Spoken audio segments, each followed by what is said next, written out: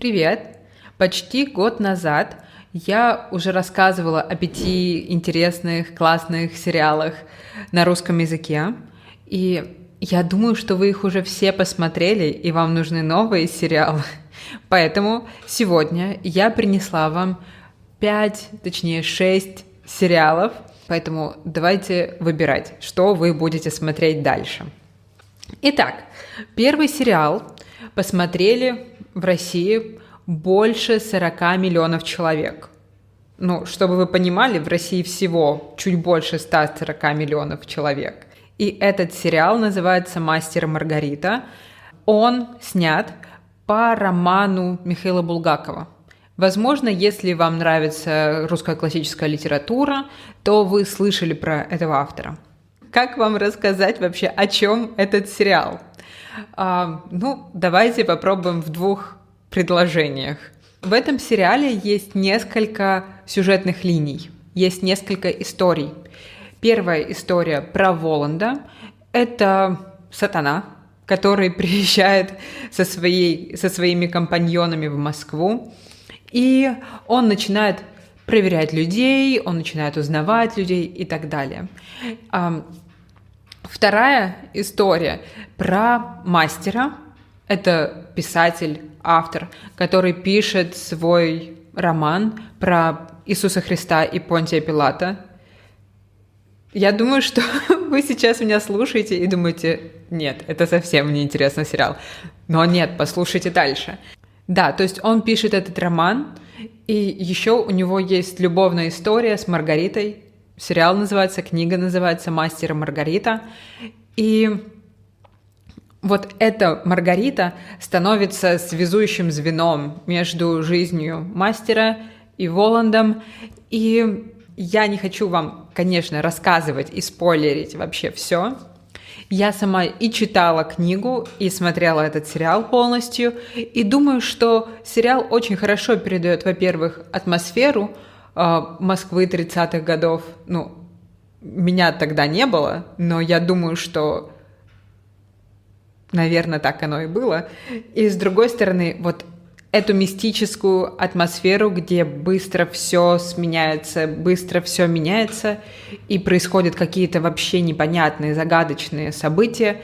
При этом это глубокий философский роман, и я думаю, что сериал тоже смог это передать.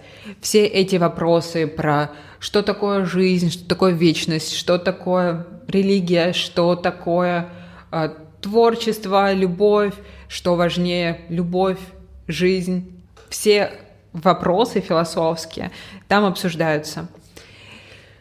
Да, это получилось немного больше, чем 2 предложения, но я думаю, вы понимаете, если бы это произведение, если бы эту книгу можно было описать в 2 предложениях, то это не было бы классической литературой, правильно? Если вам хочется чего-то менее философского, понимаю, есть такой сериал. Сейчас я расскажу вам историю, сюжет. Может быть, вам этот сериал что-то напоминает, может быть, вы уже его знаете. Итак, одна молодая, красивая девушка работает в свадебном салоне. Она продает свадебные платья. Ее молодой человек, владелец этого магазина, с ней расстается. И девушке нужно искать новую работу. Очень быстро. И она становится няней в доме у известного продюсера. Она становится няней его 3 детей. Если вы думаете, что звучит очень знакомо, то вам не кажется. Есть такой популярный сериал, американский сериал «The Nanny» с Фран Дрешер. В России у нас есть наш аналог, точнее не аналог, а полностью адаптация, да, вот. В России у нас есть адаптация этого сериала. Главную героиню зовут Вика Прудковская, Максим Шаталин. Я помню все эти имена, я помню все эти сюжетные повороты. Российская кинокомпания выкупила права полностью на весь сериал, поэтому первые 6 сезонов были очень-очень похожи на оригинал. Конечно, там есть свои нюансы, где-то российская действительность, конечно, но Я смотрела оригинальную «Няню», и потом я смотрела российскую «Няню». И, скажем так, некоторые шутки там вот прямо один в один. Если вам нравится оригинал, если вы уже смотрели «The Nanny», то дайте шанс и российскому аналогу. Кстати, это не единственная адаптация зарубежного сериала.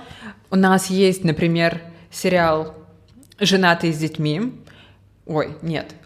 У нас он называется «Счастливы вместе», а оригинал называется «Женатые с детьми». Еще у нас есть сериал «Воронины», что тоже адаптация сериала «Все любят Рэймонда». Но если вы хотите посмотреть что-то уникальное, российское, то можете посмотреть сериал «Папины дочки». Это тоже семейный сериал, ситком про Сергея Васнецова, психолога, отца семейства, и его 5 дочек. Все эти девочки очень разные. Там есть и девочка, которая модница, есть и девочка-год, есть и спортсменка, есть и отличница, которая очень-очень умная. И, конечно, есть самая маленькая девочка, которую называют Пуговка, но она просто малышка. Этот сериал очень забавный, этот сериал очень успешный, в нем 20 сезонов, и сейчас снимают еще «Папины дочки» новые, то есть это продолжение уже про семью одной из этих дочек. Короче, это просто не заканчивающийся сериал, поэтому вам хватит материала на всю жизнь для изучения. А если вам хочется что-то более драматичное, реалистичное, жизненное, то есть 2 сериала, которые снимали в начале нулевых. То есть один сериал «Улицы разбитых фонарей» снимали с 98 года по, 2019 год. Но я, наверное, советую все-таки только первые сезоны. И сериал «Убойная сила». Это 2000 по 2005. Эти 2 сериала как раз появились после 90-х. Может быть, вы слышали про 90-е в России. Если нет, я вам просто скажу, что это была жесть. Эти сериалы про жизнь милиции, сотрудников милиции. И эти сериалы показывали в одно время, они были конкурентами, то есть их показывали на разных телеканалах, но они были и очень похожи, и их очень-очень любили, потому что эти оба сериала были достоверными, то есть они были очень реалистичными, они были очень жизненными.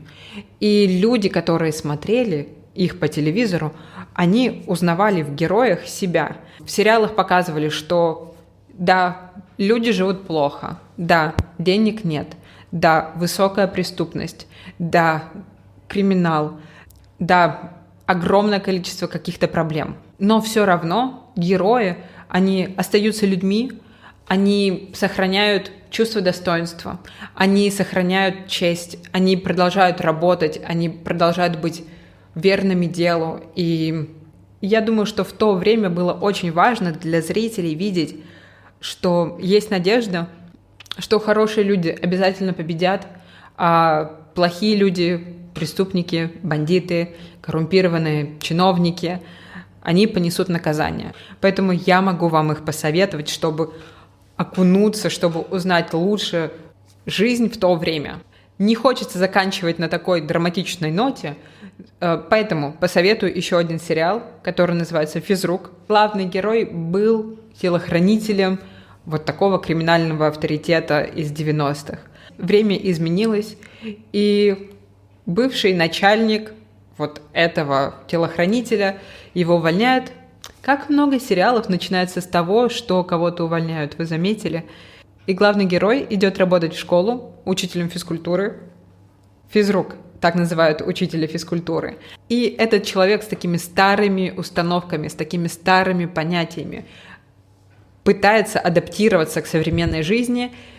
Конечно, этот сериал не какой-то глубокий, с какими-то философскими мыслями, но Дмитрий Нагиев, актер, который играет главного героя, очень хороший актер, поэтому очень интересно вообще посмотреть за его мимикой, за его движениями, как он вообще ведет себя. И с другой стороны, конечно, там такой закрученный интересный сюжет, поэтому тоже могу посоветовать.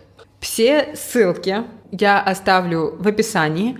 Здесь ссылка на мое прошлое видео с другими сериалами. И мы с вами встретимся скоро. До скорой встречи. Все, всем пока.